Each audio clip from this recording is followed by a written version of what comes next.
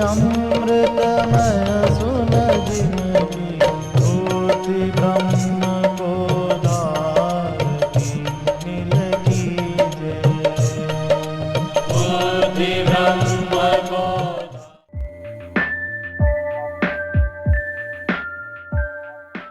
श्री राम जय जय राम। श्री राम जय जय राम। सच्चिदानंद भगवान की, सनातन धर्म की।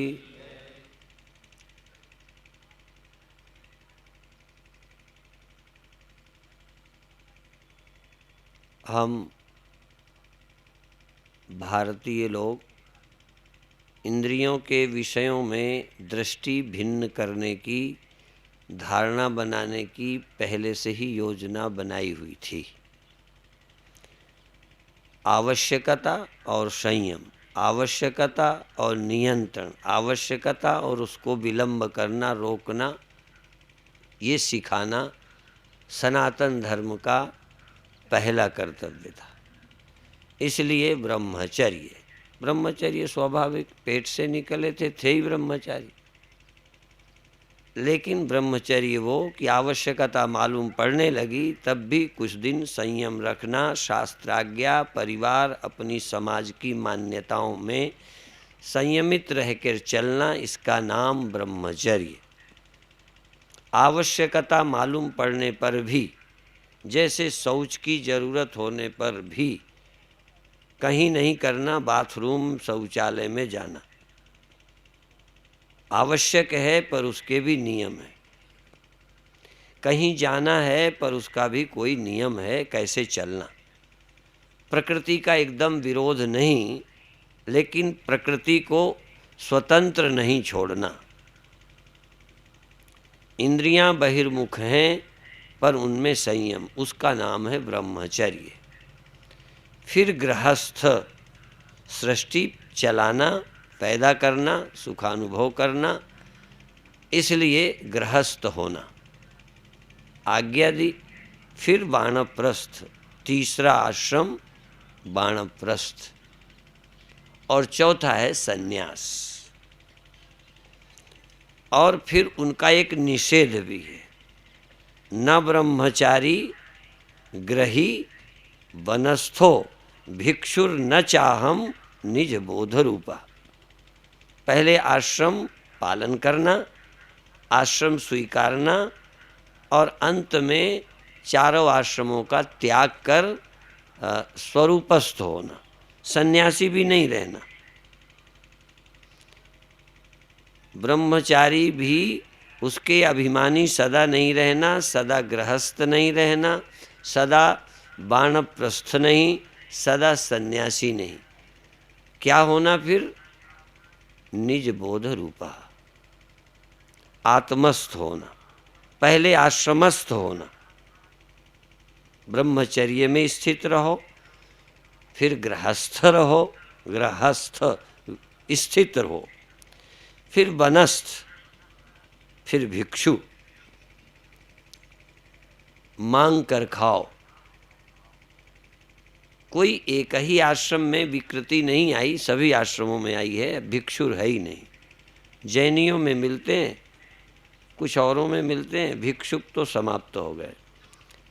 भिक्षुर, भिक्ष मांग के खाना, सन्यासी का जीवन।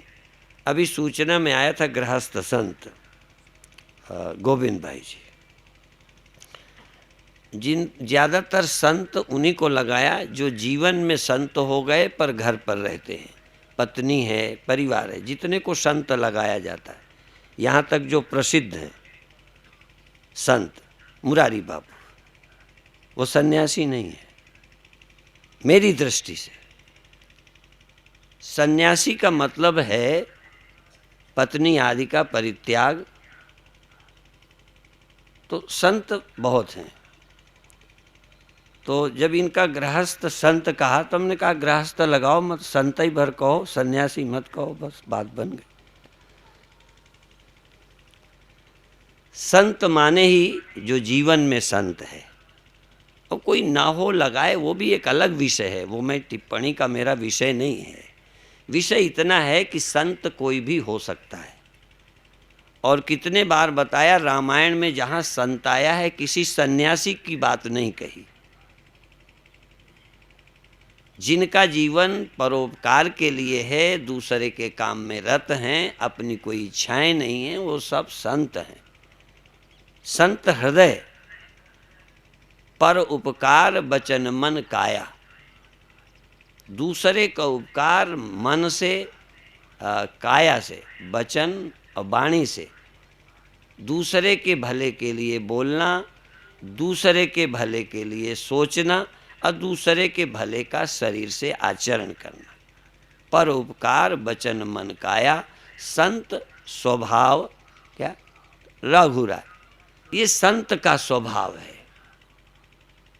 तो संत आप भी हो सकते हो। जहाँ तक रही वानप्रस्थ की बात, सपत्नीक साधु का जीवन जीना, भोगी का जीवन त्याग देना वानप्रस्थ है। घर में रहते थे वानप्रस्थ, घर त्याग करके रहते थे, वो वानप्रस्थ है, अर्थात सन्यासी होने की तैयारी। घर में रहते हुए सब भोग सुविधाओं विलासिताओं का त्याग करके तपस्वी का जीवन जीना, विलासी का जीवन नहीं, तपस्वी का। और सन्यासी तो और आगे 2 कदम। और इसके बाद ब्रह्मज्ञानी, भिक्षुर न चाहम न ब्रह्मचारी, निषेध किया है। ब्रह्मज्ञानी कोई जरूरी नहीं है कि वो ब्रह्मचारी हो। ब्रह्मचारी का मतलब क्या विलासी हो जाए? नहीं, उसे ब्रह्मचारी आश्रम की अब आवश्यकता नहीं रही। जहाँ हमारे अंदर भोग वासनाएं थीं, इच्छाएं थीं, जरूरतें थीं, तब भी संयम का पालन किया, उसका नाम ब्रह्मचारी। फिर हम अपनी शक्ति का उपयोग सृष्टि के चलाने में किया, भगवान के कार्य में किया, ये गृहस्थ। और फिर अपने कल्याण के लिए, वासनाओं का क्षय करने के लिए सपत्नीक रहते हुए साधु का जीवन जीने की प्रैक्टिस की, नियम व्रत लिए, उसका नाम वानप्रस्थ। और फिर पूर्ण स्त्री आदि का विषयों का पूर्ण परित्याग कर, वासनाओं का अत्यंत निराकरण करके, जिसकी आवश्यकता ही न रहे, वो है सन्यास। और इसके बाद बोध में स्थित होना आसान होगा। अभी तो कोई न कोई लालच लोभ से हम पालन करते हैं,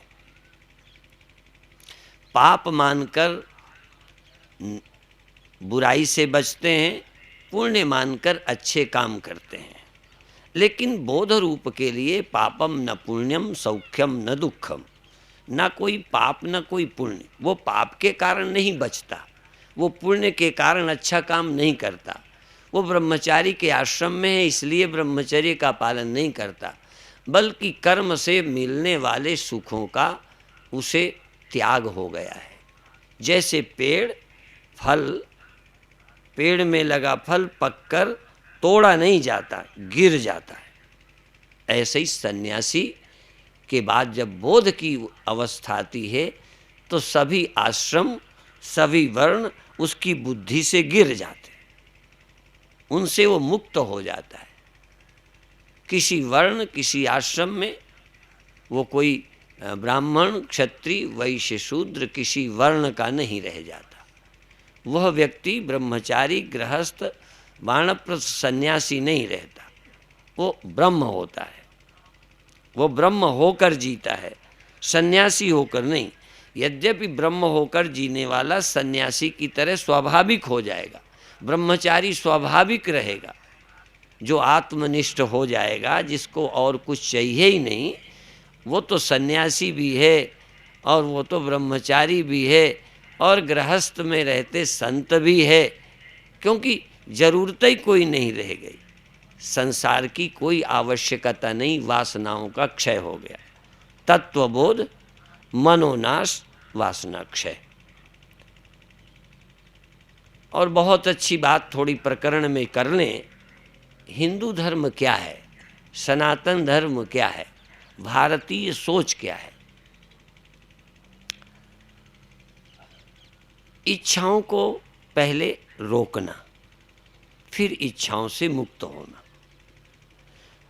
जिस जिस समय जो जो इच्छा होती है उसकी पूर्ति भी करना और उससे मुक्त होने की कोशिश करना, और धीरे धीरे उन कामनाओं, इच्छाओं, संस्कारों से मुक्त होना।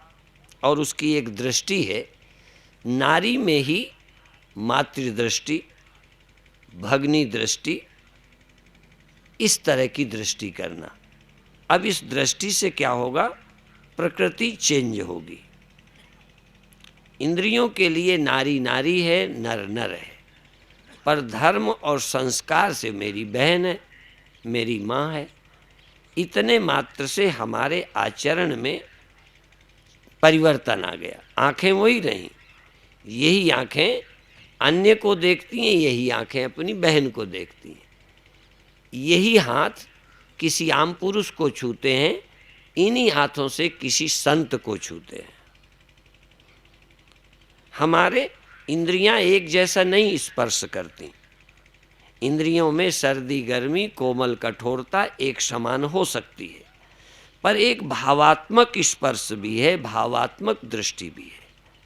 और वह दृष्टि जब आती जाती है तो संसार में भी दृष्टि चेंज होती है। जैसे माँ तो मेरी माँ है ही, पर अन्य स्त्रियां भी माँ देखी जा सकती है। बहन तो मेरी बहन है ही, अन्य बेटियों को भी हम बहन देख सकते हैं। मेरी पुत्री तो पुत्री है ही, अन्य कम आयु की बेटियां भी मेरी पुत्री हो सकती हैं, पुत्री मैं देख सकता हूँ। ये देखने की दृष्टि का विकास। ऐसे ही राम भगवान तो भगवान हैं ही, कृष्ण भगवान तो भगवान हैं ही, भगवान शिव तो भगवान हैं ही, उनको तो भगवान देखना ही चाहिए। परंतु हिम्मत जुटाओ तो गुरु में, माता पिता में, पूज्यों में धीरे धीरे भगवत दृष्टि करो, और अंत में सिया राम मैं सब जग जानी, करो प्रणाम जोर जुग पानी। अर्थात एक दृष्टि मेरे पास है, उसको मैं बढ़ाऊं। धन का सुख आपने देखा, धन बढ़ाने लगे। काम सुख आपने देखा, काम सुख बढ़ाने लगे, उसकी दवाइयाँ गोलियाँ खाने लगे। जिसका अनुभव हुआ उसको आपने बढ़ाया, सीधी सी बात है। तो धन सुख मिला तो धन बढ़ाया, सुविधा का सुख मिला, सुविधा बढ़ाई। तो यदि राम सुख भी मिला, यदि आपको राम सुख का नमूना मिला, भगवत दर्शन का, मंदिर जाने का, तो मंदिर बढ़ाओ। तुम अभी राम में ही केवल भगवत दृष्टि करते हो, उनको देखते हो, उनमें आसान है। राम में राम दृष्टि आसान है, सब में राम दृष्टि कठिन है। हम सरलता से कठिनता की ओर चलें। यात्रा, हाँ, सरलता से कठिनता की ओर। जहाँ अभी दृष्टि नहीं है वहाँ भी वो दृष्टि हो जाए। भारत में नमूने की बहन तो है, नमूने की माँ तो है, वानगी तो है, उसको हम विकास करें। हमारे मंदिर तो है, मंदिर में कैसे बैठते हो, कैसा सोचते हो, कैसा भाव बनता है, वैसे ही आप धीरे धीरे घर में भी मंदिर बनाओ, धीरे धीरे बाजार को भी मंदिर बनाओ। कोई तो दिखता है राम, कोई है ना भगवान, जिसको देखकर इंद्रियों से देखा ना, यद्यपि हम नहीं कहते कि इंद्रियों से दिखा, पर फिर भी आपने जब किसी भगवान राम कृष्ण के दर्शन किए तो आंखों से देखे। वैसे मान लो किसी गधे कुत्ते को हम मंदिर पहुंचा दें, वो भी भगवान देखेगा। इसका मतलब आंखों से दिखता होता तो गधे को भी दिखता। और कितने बार सुनाऊं, कई बार चुटकुले बन जाते हैं। एक आदमी आंखें बनवा रहा था और ऐनक दिया तो वो पढ़ नहीं पाया, उनका पढ़ने वाला ऐनक दो, तो उसने पढ़ने वाला ऐनक लिया। पढ़ने वाले ऐनक से जब पढ़ा तो दूसरा एक आदमी अनपढ़ा खड़ा था कि यार ऐनक भी पढ़ने वाला मिलता है, मैं भी खरीद लेता हूँ। तो उसने ऐनक खरीदा, मुझे भी दो। उसने लिया और अब वो पढ़ क्या पाए? ऐनक से दिखता है, पढ़ा तो जाता है जिसके अंदर शिक्षा के संस्कार हों। केवल आंखें नहीं पढ़ती, केवल ऐनक नहीं पढ़ता, जिसको आ का खागा कुछ गिनती अक्षर पढ़ा हुआ है वो पढ़ता है। ऐसे ही माँ, बहन, भाई, भगवान, राम में भगवान कौन देखता है? जिसको भगवान का संस्कार डाल दिया गया हो। संत कौन देखता है? जिसके अंतःकरण में संस्कार पड़ गया हो। बिना संस्कार के आंखों से कभी संत दिखता है? कोई भगवान दिखता है? इसीलिए बहुत बार तर्क करने वालों को जवाब देते हैं कि वो मछली क्यों नहीं तरी गंगा में, कछुआ क्यों नहीं तरे गंगा में, वो तो रहते हैं। मैंने कहा वो गंगा में रहते नहीं, वो तो पानी में रहते हैं। गंगा में तो केवल जो संस्कारी हैं वो रहते हैं। आप जानते हो गंगा क्या है? गंगा हमारे हृदय का एक संस्कार है, भाव है। वो जिसमें है वो गंगा स्नान करते हैं, वो मंदिर जाते हैं। आपने कभी देखा कोई कुत्ता, गधा, घोड़ा कहीं मंदिर में चला जाए तो मंदिर में गया है? और फिर आखिरी बात है, भगवान को हम तत्व से देखेंगे, फिर आँख से भी नहीं, संस्कार से भी नहीं, हम तत्व से देखेंगे। एक चीज को हम ये घड़ा है देखते हैं, इसको हम सकोरा देखते हैं। फिर हम देखना चाहें, बहुत ऊंची नज़र करनी हो तो हम उसको मिट्टी देख सकते हैं। घड़े को आप मिट्टी देख सकते हैं कि नहीं? सकोरे को मिट्टी देख सकते। शक्ल में अलग अलग हैं, गुण में अलग अलग हैं, पर तत्व की भी एक दृष्टि है। योगिन परम तत्व में दीठा, योगियों ने परम तत्व देखा। हम तत्व दृष्टि से जब देखेंगे तब सबको ब्रह्म देखेंगे। अभी जब हम राम को भगवान देखते हैं तो उनकी महत्ता, महिमा, गुणवत्ता के कारण देखते हैं। वो अवतार हैं इसलिए देखते हैं। अब कुत्ता कोई अवतार तो है नहीं, बिल्ली कोई अवतार तो है नहीं, चूहा कोई अवतार नहीं, सांप कोई अवतार नहीं, उसको कैसे भगवान देखेंगे? और न उसने हमारे साथ कोई बड़ा उपकार किया है जिसके कारण हम उसकी पूजा आरती कर चले। जब हम राम कृष्ण को भगवान देखते हैं तो वहाँ संस्कार तथा उनकी एक अवतरित होने की प्रक्रिया है जिसके कारण वो अवतार कहलाते हैं। पर जब सारी सृष्टि को हम भगवान देखते हैं तो सृष्टि के कारण नहीं देखते, हम उस तत्व का ध्यान दें। मरने को न डरे, जैसे मिट्टी को कोई डर नहीं, मिट्टी को मरने का डर है क्या? अब जिस घड़े को डर नहीं है, हिम्मत के साथ जूझता है, जैसे जन्म मरण मिलना जुड़ना बिछुड़ना है ही नहीं है, कोई काम क्रोध नहीं है, दूसरों को देखकर घड़ा घड़ी को कोई आकर्षण नहीं, उस घड़े के आकार में वो साक्षात जैसे मिट्टी ही विद्यमान है, जिसमें घड़े के धर्म नजर ही नहीं आते, मिट्टी के धर्म प्रकट है।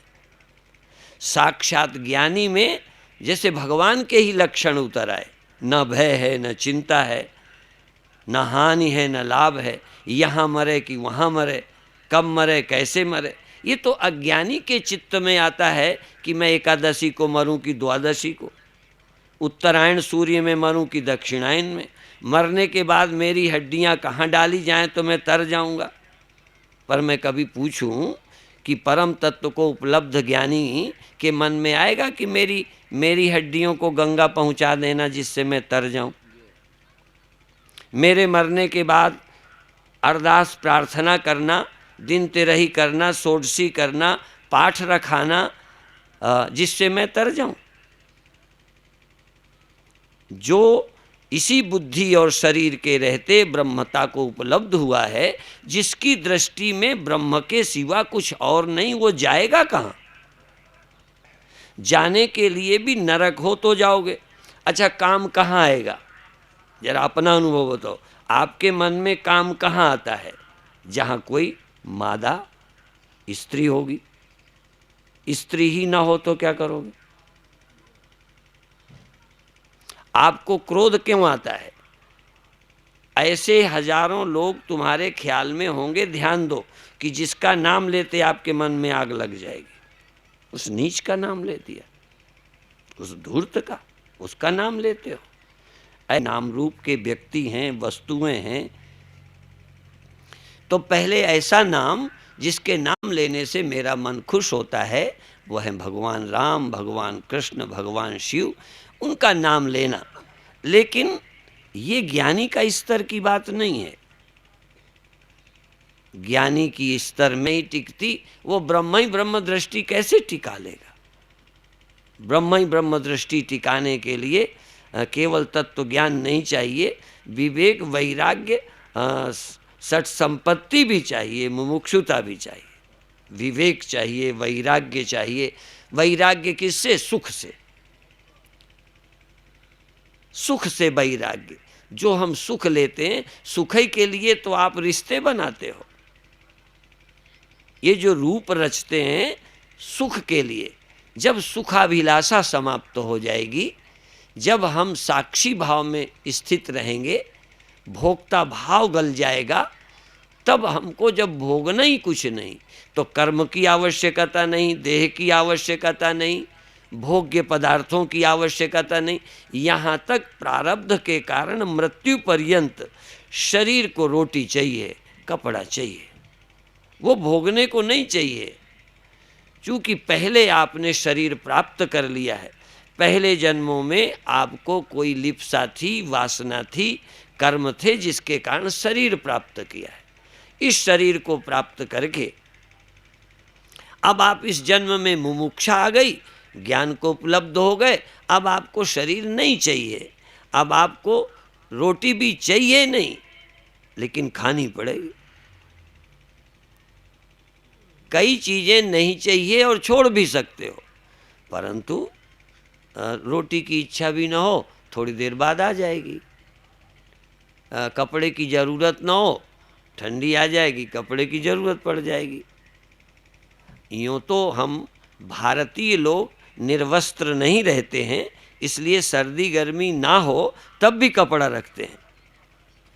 कपड़ा रखने की ज़रूरत एक हमारी भारतीय मर्यादा और परंपरा भी है, निर्वस्त्र नहीं रहते।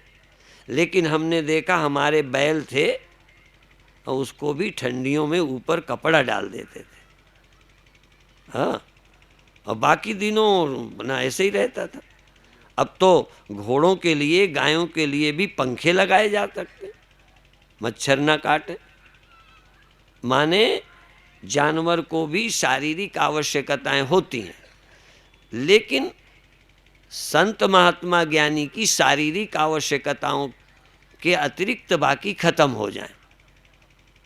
जैसे तुम यदि पूर्णता को प्राप्त हो तो बड़े होने की इच्छा खत्म हो जाएगी।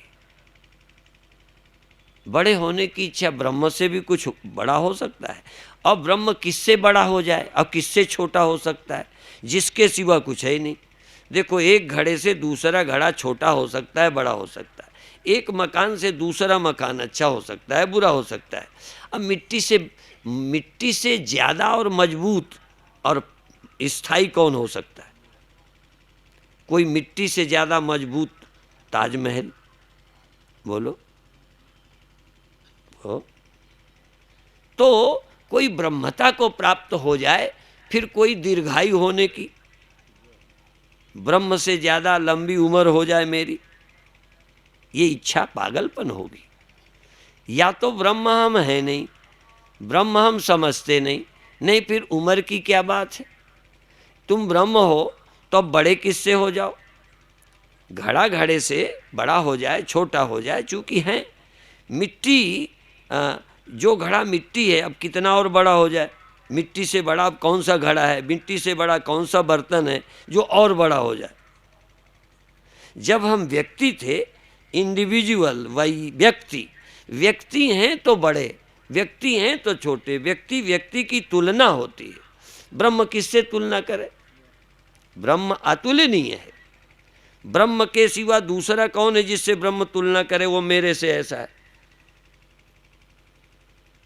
बल्कि ब्रह्म का विचार करते एकमेवा द्वितीयम ब्रह्म, ब्रह्म का लक्षण एकम एव अद्वितीयम, ब्रह्म एक और अद्वितीय।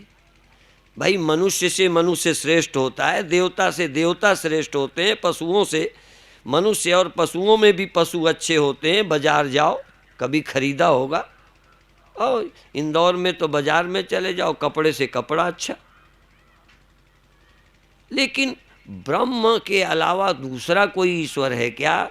जो दो ईश्वर हैं, एक श्रेष्ठ ईश्वर, एक कम श्रेष्ठ ईश्वर, एक ब्रह्म सत्य, एक और सत्य।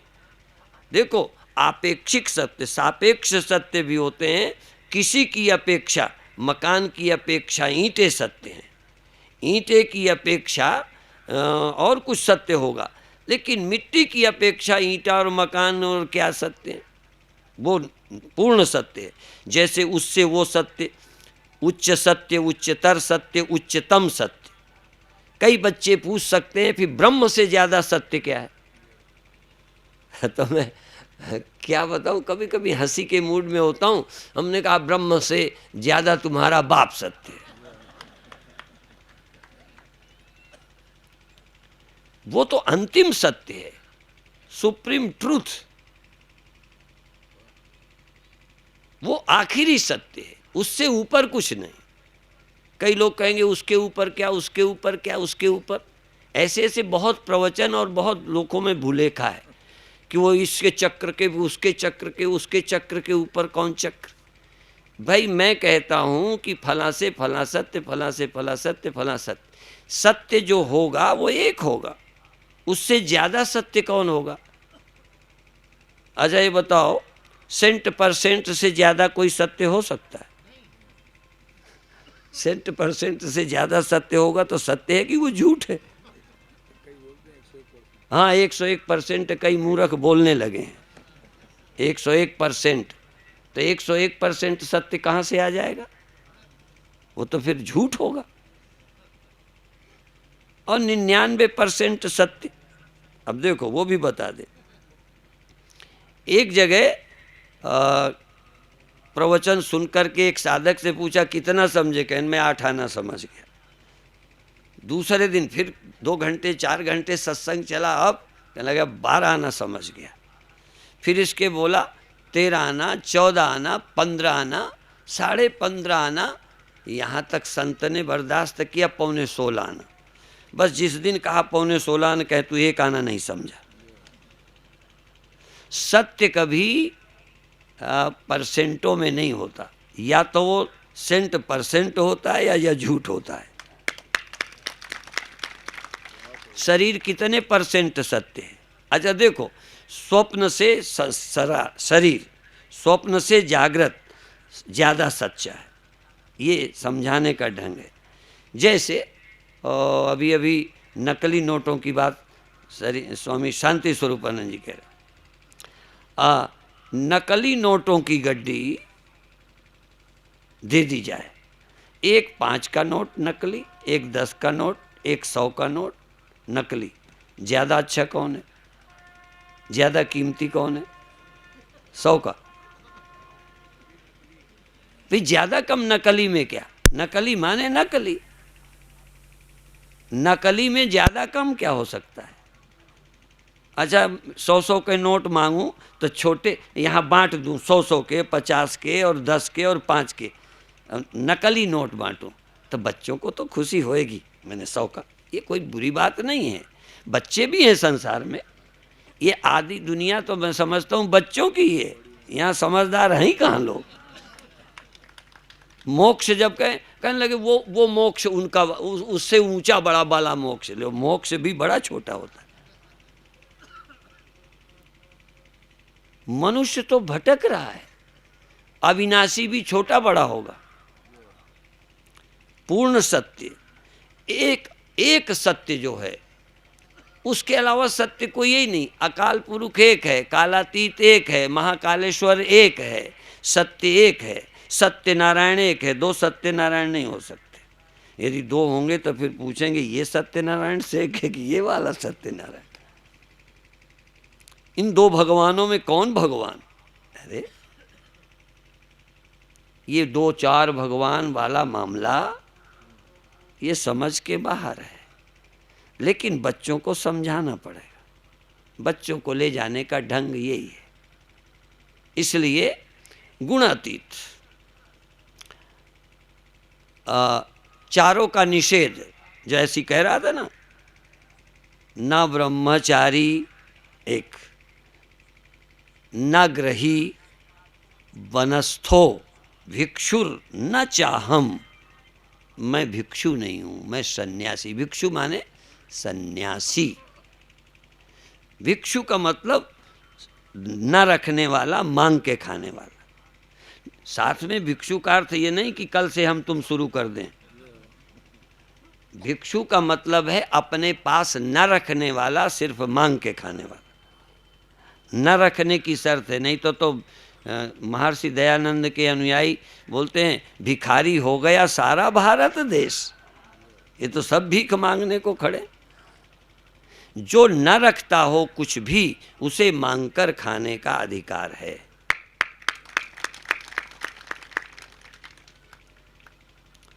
लेकिन मांग के खाने वाला भिक्षु भी वैसे देखा जाए तो भिक्षु है, पर वो निष्ठा में कहता है मैं भिक्षु भी नहीं हूँ, सन्यासी भी नहीं हूँ।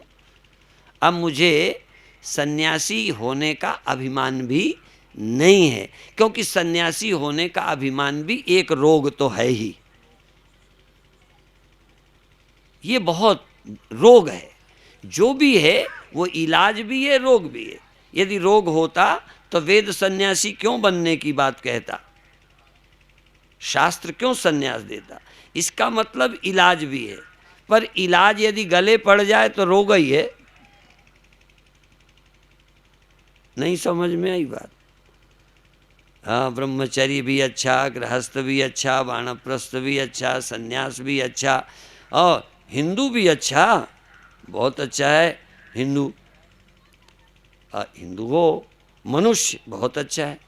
पर ना हम मनुष्यो न च देव यक्षो, मैं ना देवता हूँ ना मैं मनुष्य हूँ। मैं मनुष्य होना भी ठीक नहीं है। एक तरफ मनुष्य की महिमा, देवताओं को दुर्लभ है, बड़े भाग्यशाली हो तुम मनुष्य हो, और अंत में कहते तो हम मनुष्य भी नहीं। ये कौन सा रोग है? ये भारत के लोग क्या पढ़ाते हैं? पहले मनुष्य बनाते हैं, मनुष्य बनो, और मनुष्य नहीं बनाते, ब्राह्मण बनाते हैं, क्षत्रिय बनाते हैं, वैश्य बनाते हैं, शूद्र बनाते हैं, बनो। तुम पिता बनो, माता बनो। कहते ना कोई मेरे माता, ना कोई पिता, ना मैं पुत्र। पहले पुत्र बनो और अपने दायित्व का पालन करो, पर जब तत्व की बात आ जाए तो सब बनना मिटा दो, घर को आग लगा दो, फूंक दो। सब संस्कार जो जमा किए हैं आग लगाकर वो हो जाओ जो हो। जो था, जो है, जो रहेगा, इस तथ्य को समझो, जीवन को धन्य करो। ये है प्रक्रिया। परंतु जिसकी जिसकी जरूरत पड़ती जाए। अभी आपको ब्रह्मचारी रहना, फिर गृहस्थ बनना। हम लोगों के पास कम उम्र के लोग जब आते हैं तो लगता है पहले शादी कर ले, पहले गृहस्थ बन जाए। अब देखो, साधु बनाना है पर पहले कहते हैं गृहस्थ बन जा। एक आध को शास्त्र ने कहा ब्रह्मचारी के बाद गृहस्थ बनो, गृहस्थ के बाद वानप्रस्थ बनो, तब सन्यास लो। अब तो कोई है ही नहीं कि कोई वानप्रस्थ ही नहीं, सन्यास सीधा ले लेते। इसीलिए सब आश्रम गड़बड़ा गए। सीढ़ी है, क्रम है। तो जब तक हम एक आश्रम के योग्य नहीं बनेंगे तब तक दूसरे आश्रम में प्रवेश नहीं करेंगे। ये बहुत अच्छी बात है। अभी कह रहे थे शांति स्वरूपानंद जी कि अभी तुम भाई सन्यास नहीं, पहले तुम वानप्रस्थ में आ जाओ, वानप्रस्थ रहो, फिर इन्हीं में से छांट लेंगे अपन, कोई बूढ़े को सन्यासी बना लेंगे। हाँ, तो पहले वानप्रस्थ बन करके, हाँ, त्यागी बनकर साधु का जीवन रह के दिखाओ, जिससे हमारी भी लाल टपकने लगे, इसको सन्यास देना है। वानप्रस्थ देख करके हमारा दिल करे। अभी तो हमें लगता है हाथ जोड़ करके, हे भगवान ये बाबा न बन जाए जो हमको भी ले डूबे। इसलिए बाबा बनने वालों से बहुत डर लगने लगा। सच कह रहा हूँ। जब कोई कहते हमें सन्यास दे दो तो लगता है लौट जाओ लौट जाओ, समझाते हैं। पहले हम ही गड़बड़ थे, जल्दी जल्दी मोड़ लिए, अब सोचना पड़ता है। कोई हम अकल वाले थोड़ी पैदा हुए थे, हम अकल वाले नहीं पैदा हुए, यही लुढ़क उड़क के नर्मदा के कंकर लुढ़क लुढ़क के बन जाते हैं शंकर। ऐसे ही धीरे धीरे अकल आई, कोई हम अकल लेके नहीं आए, ये ध्यान रखना। हम जन्म से कोई ब्रह्मज्ञानी नहीं हुए, जन्म से कोई सन्यासी नहीं हुए, जन्म से कोई सारी अकल हमारे पास नहीं है।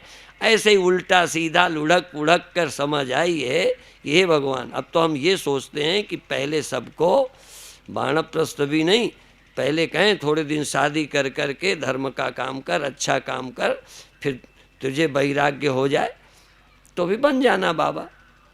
और एक बार कुछ बेटियों ने भी कहा, तो हमने कहा तुम बीए कर लो, तब तक तुम्हारा मन साधु बनने का करेगा तो बनाएंगे। वो बीए के बाद शादी ही कर ली, बात खत्म हो गई। बात समझ गए ना। हम लोग भी, कई लोग कहेंगे बाबा बनेंगे, हमने कहा 6 महीने बाद आना। अभी घरवाली से लड़ाई हो गई है तो बाबा बनने की सोचता है, 6 महीने रुक जाएगा तो आप ही बाबा ना बनेगा। हमें मालूम है ना कि देर कर दो तो स्कीम बदल जाती है। सच्चा वैराग्य होगा तो दिनों दिन बढ़ेगा, कच्चा होगा तो थोड़े दिनों में लौट जाएगा। इसीलिए लोग कहते थे 5 वर्ष ब्रह्मचारी बनकर, नैष्ठिक ब्रह्मचारी बनकर आश्रम की सेवा कर। तो फिर वो कहेगा, एक महात्मा थे, वो एक लड़का आया, उसका नाम था संतोष। फिर साधु बनाया तो उसका नाम संतोष गिरी रख दिया, गिरी। अब बड़ा काम आश्रम का पड़ा, ये कर वो कर वो कर वो कर। तो कहने लगे ये कब तक करना पड़ेगा? कहने लगे जब तक गिरी रहोगे। तो कहते हैं गिरी अपनी ले, हम छिलका ही ठीक है। हम वापस जाते हैं, गिरी अपनी उतार लो।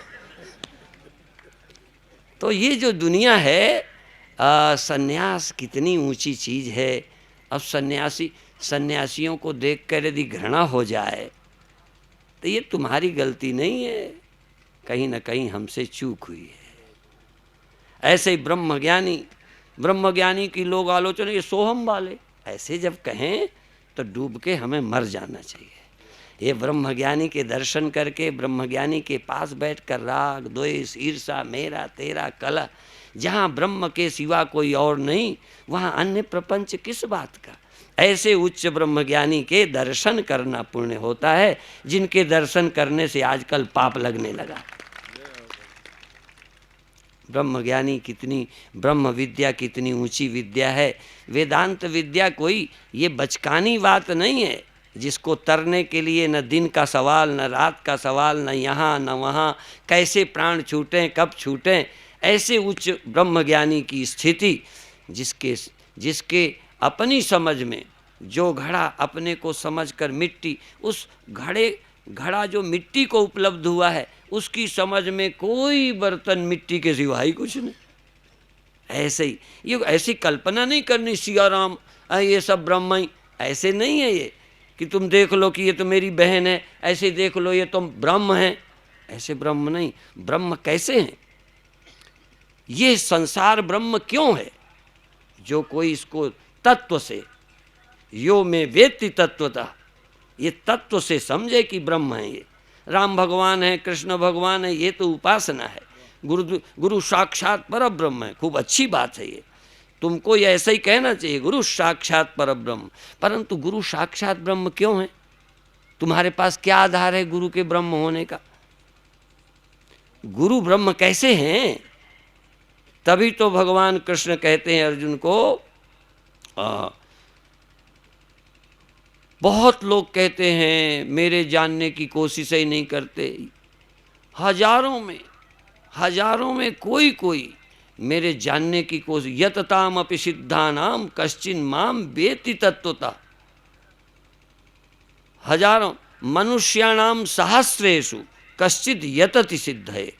हजारों मनुष्यों में कोई मनुष्य मेरे जानने की इच्छा करता है, और जानने की इच्छा करने पर मानते बहुत हैं, जानने की इच्छा नहीं करते। कृष्ण भगवान को आप जानते हैं कि मानते हैं?